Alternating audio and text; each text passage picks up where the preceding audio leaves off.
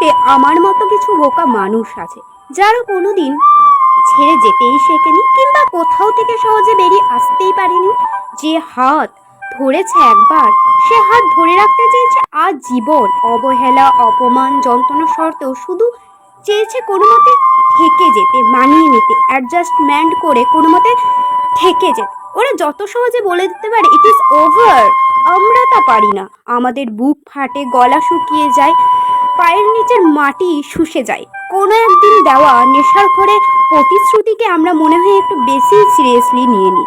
তাই আমাদেরই যত সমস্যা। কই, যারা এসব কথাবার্তা উড়িয়ে দিতে পারে তাদের তো কোনো সমস্যা হয় না, তাদের তো বুক ফাটে না। আমাদের দূরে ঠেলে দিলে আমরা যেন আরোই কাছে যেতে চাই।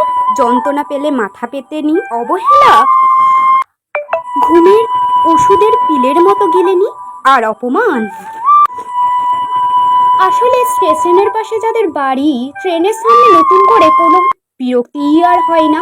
একটা সময়ের পরে অভ্যাস হয়ে যায়।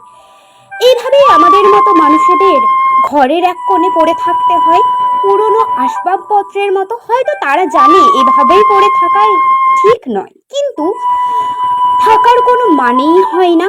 এইভাবে এখান থেকে বেরিয়ে গেলে আরো ভালো কিছু পেতে পারে জীবনে, তাও পারে না। ওরা পারে কারণ ওরা জানে ওরা ছেড়ে যেতে চাইলে আমরা তাদের বারবার আটকাবো।